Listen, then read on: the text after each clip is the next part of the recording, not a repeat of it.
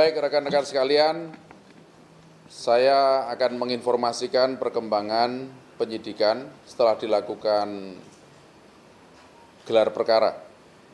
Jadi merupakan bentuk pentahapan penyidikan yang kemudian melibatkan secara komprehensif ya untuk menganalisa dan membuat sebuah konstruksi hukum dalam penyidikan, yaitu terhadap kasus kekerasan eksesif yang terjadi di Sekolah Tinggi Ilmu Pelayaran di Cilincing, Marunda. Dari pelaku yang kemarin sudah kami sampaikan pada media, hasil penyidikan dan gelar perkara, kemudian kami menyimpulkan ada 3 pelaku lainnya yang terlibat dalam peristiwa kekerasan eksesif tersebut. Jadi total saksi yang sudah kita lakukan pemeriksaan ada 43, taruna tingkat 1 dan tingkat 2 serta tingkat 4 sebanyak 36 orang, pengasuh STIP, kemudian dokter klinik STIP, dokter rumah sakit Tarumajaya, ahli pidana, dan ahli bahasa. Kemudian barang buktinya berupa visum et repertum, kemudian pakaian korban, pakaian tersangka, dan CCTV yang kemudian sudah dilakukan analisa digital. 3 tersangka tambahan tersebut adalah AKAK alias K, lalu WJP alias W, dan FA alias A. Adapun peran dari masing-masing tersangka tersebut adalah pelaku FA alias A adalah taruna tingkat 2 yang memanggil korban Putu bersama rekan-rekannya yang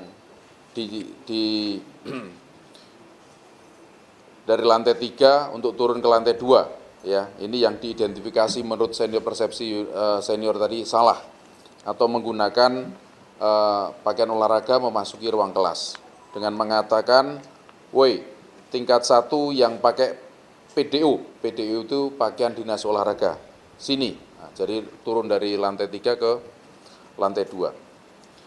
Lalu FA juga berperan menjadi pengawas ketika kekerasan eksesif terjadi di depan pintu toilet, dan ini dibuktikan dari CCTV, kemudian keterangan para saksi.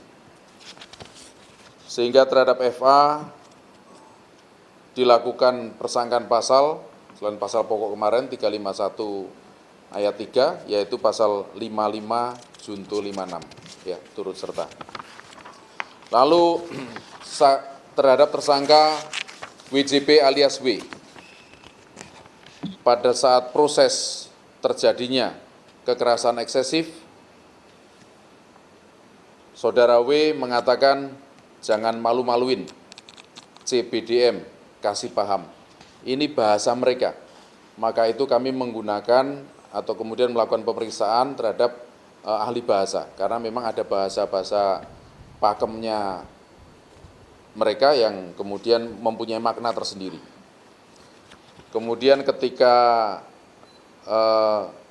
korban setelah dilakukan pemukulan oleh saudara TRS mengatakan, "Bagus, enggak predires," artinya masih kuat gitu ya. Kemudian terhadap WJP juga dikenakan konstruksi pasal 5556.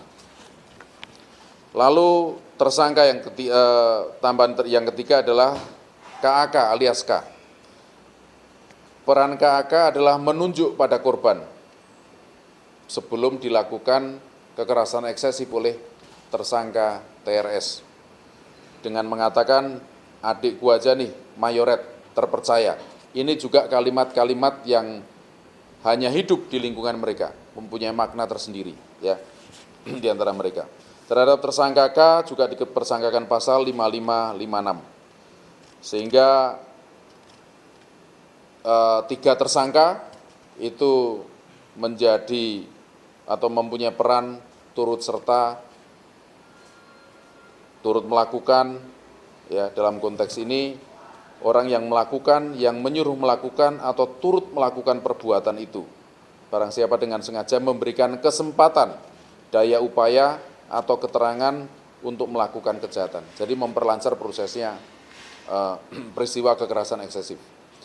Bentuk 5556 ini adalah penegasan dari prinsip dari keturutsertaan dalam suatu proses pidana, ada kerjasama dan ada kerjasama yang nyata dalam perbuatan atau tindak pidana kekerasan eksesif. Saya rasa itu, kemudian terhadap kami sampaikan juga hasil visum et repertum terhadap jenazah, saya rasa sama dengan kemarin, yaitu ada luka-luka lecet pada bibir, perut, dan akibat kekerasan benda tumpul, kemudian screening alkohol dan nafsa nihil, lalu tanda-tanda perbendungan hebat, ada pendarahan. Saya rasa itu, terima kasih rekan-rekan. Hari ini kita melakukan proses penyidikan berikutnya terhadap 3 tersangka tambahan dan dilakukan penahanan terhadap yang bersangkutan.